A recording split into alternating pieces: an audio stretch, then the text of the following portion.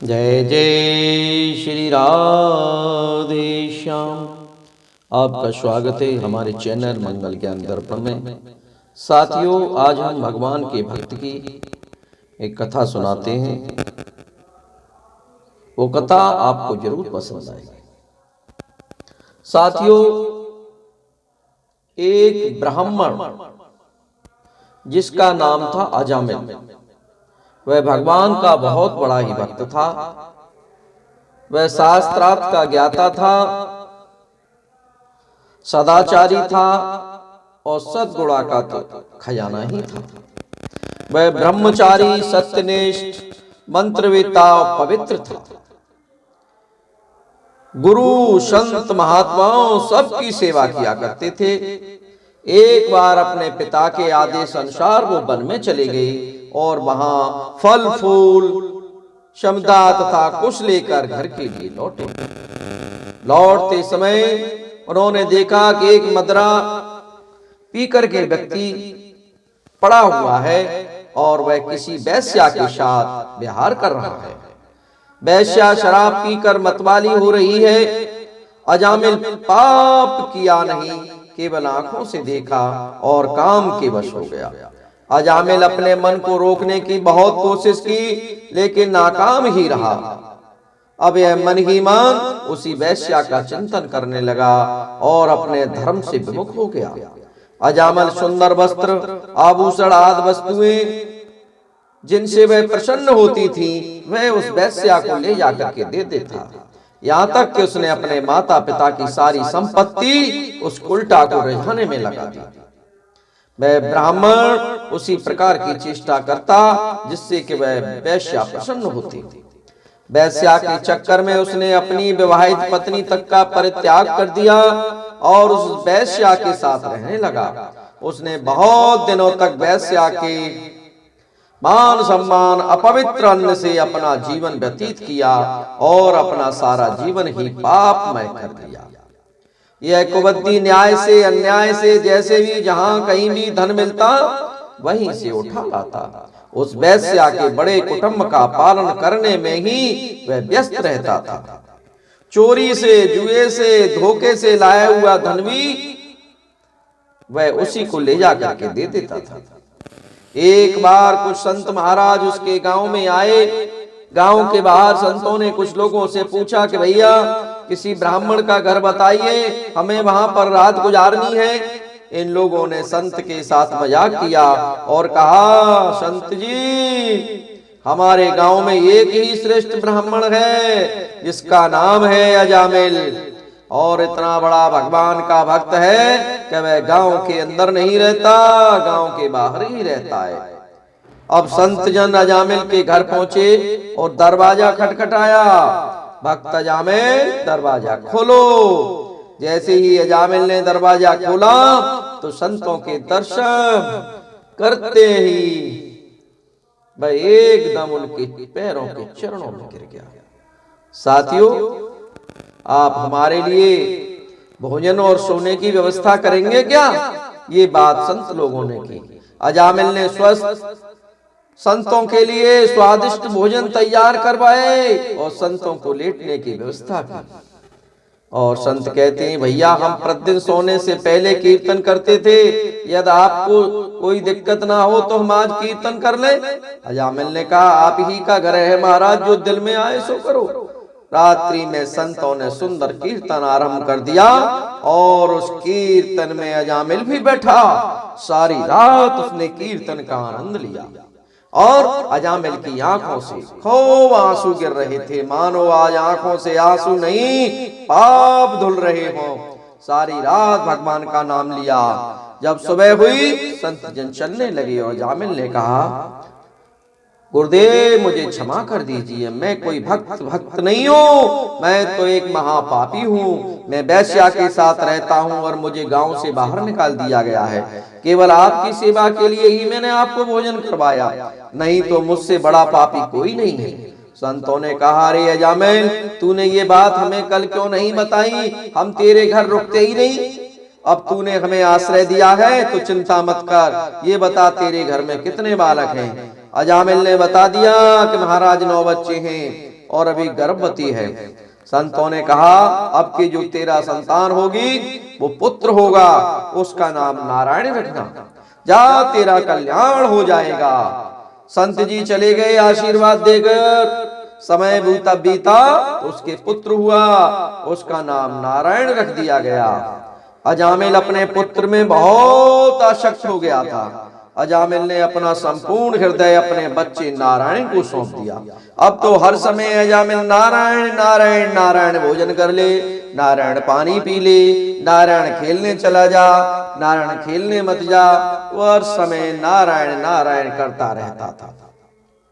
इसी तरह अजामिल की 28 वर्ष बीत गए। उसे इस बात का पता ही नहीं चला कि मृत्यु भी उसके सिर पे आ पहुंची है। अब वह अपने पुत्र बालक नारायण के संबंध में ही सोचने और विचारने लगा। इतने में ही अजामिल ने देखा कि उसे ले जाने के लिए अत्यंत भयानक 3 यमदूत आ गए हैं। उनके हाथों में फांसी मुंह टेढ़े मेढ़े हैं और शरीर के रोए खड़े हुए हैं। उस समय बालक नारायण वहां से कुछ ही दूरी पर खेल रहा था। यमदूतों को देखकर अजामिल डर गया और अपने पुत्र को कहने लगा, नारायण नारायण मेरी रक्षा करो, नारायण मुझे बचाओ।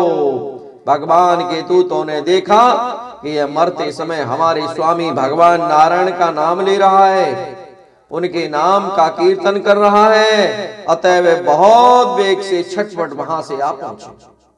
उस समय यमराज के दूत अजामिल के शरीर से उसके सूक्ष्म शरीर को खींच रहे थे। विष्णु भगवान के दूतों ने बलपूर्वक रोक दिया। उनके रोकने पर यमराज के दूतों ने उनसे कहा, अरे धर्मराज की आज्ञा का निषेध करने वाले तुम लोग हो कौन?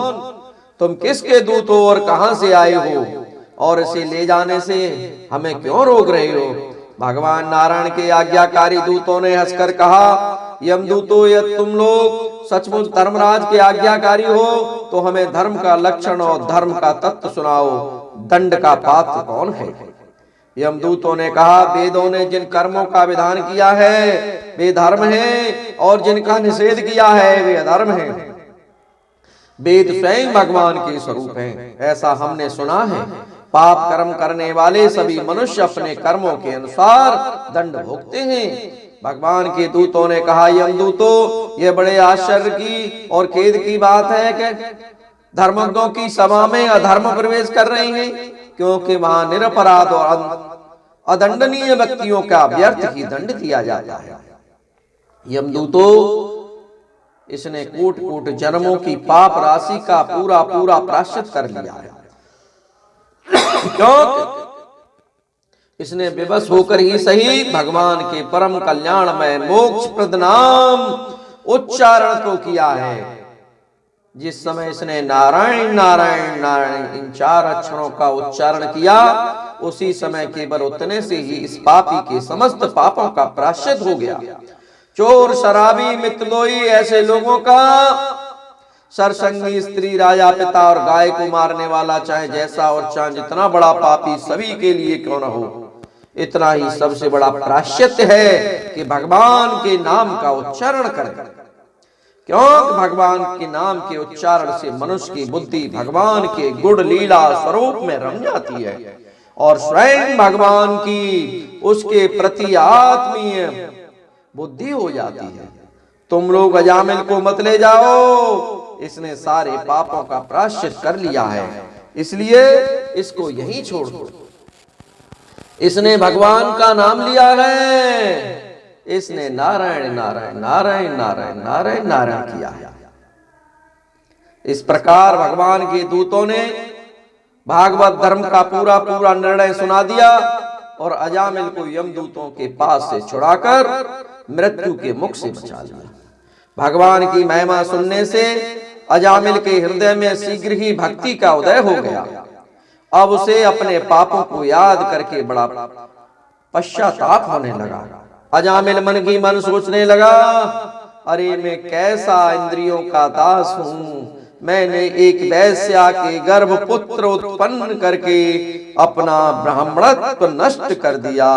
यह बड़े दुख की बात है, धिक्कार है, मुझे बार बार धिक्कार है। मैं संतों के द्वारा निंदित हूँ, पापात्मा हूँ। मैंने अपने कुल में कलंक का टीका लगा दिया। मेरे माँ बाप बूढ़े और तपस्वी थे, मैंने उनका भी परित्याग कर दिया। मैं अब अवश्य ही अत्यंत भयावने नरक में गिरूंगा, जिसमें गिरकर धर्मघाती पापात्मा कामी पुरुष अनेकों प्रकार की ये यातना भोगते हैं। कहा मैं महाकपटी पापी निरज ब्रह्म तेज को नष्ट करने वाला तथा भगवान का वह परम मंगलमय नारायण नाम, अब मैं अपने मन इंद्रिय और प्राणों को बस में करके ऐसा प्रयत्न करूंगा कि फिर अपने को घोर अंधकार में नरक में न डाल सकूं। मैंने यमदूतों के डर से अपने पुत्र का नाम नारायण को पुकारा और भगवान के दूत प्रकट हो गए। यदि मैं वास्तव में नारायण को पुकारता तो क्या आज श्री नारायण मेरे सामने प्रकट नहीं हो जाते? वह अजामिल के चित्त में संसार के प्रति तीव्र वैराग्य हो गया। वे सबसे संबंध और मोह को छोड़कर हरिद्वार चले गए। उस देव स्थान में जाकर वे भगवान के मंदिर में आसन पर जाकर बैठ गए और उन्होंने योग मार्ग का आश्रय लेकर अपनी सारी इंद्रियों को विषयों से हटाकर मन में लीन कर लिया और मन की बुद्धि में मिला दिया। इसके बाद आत्मचिंतन के द्वारा उन्होंने बुद्धि को विषयों को पृथक कर लिया तथा भगवान के धाम अनुभव स्वरूप परब्रह्म में जोड़ दिया। इस प्रकार जब अजामिल की बुद्धि त्रिगुणमयी प्रकृति ऊपर उठकर भगवान के स्वरूप में स्थित हो गई, तब उन्होंने देखा कि उनके सामने ही वे चारों दूत जिन्हें उन्होंने पहले देखा था खड़े हैं। अजामिल ने सिर झुकाकर उन्हें नमस्कार किया। उनका दर्शन पाने के बाद उन्होंने उस तीर्थ स्थान में गंगा के तट पर अपना शरीर त्याग दिया और तत्काल भगवान के दूतों का स्वरूप प्राप्त कर लिया। अजामिल भगवान के दूतों के साथ स्वर्णमय विमान पर आरूढ़ होकर आकाश मार्ग से भगवान लक्ष्मीपति के निवास स्थान वैकुंठ को चला गया। साथियों, ये कथा हमने आपको सुनाई और सुखदेव जी महाराज ने भी ये राजा परीक्षित को ये कथा सुनाई थी। ये कथा आपको जरूर पसंद आएगी। साथियों, किसी भी गलत काम करने से पहले हमें सोच लेना चाहिए कि इससे हमें कितना बड़ा नुकसान होगा।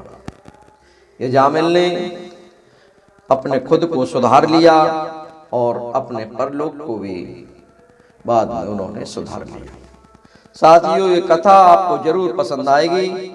आप लोगों से निवेदन है, मेरे चैनल को सब्सक्राइब और वीडियो को लाइक अवश्य करें। आप लोगों के लिए बहुत बहुत धन्यवाद।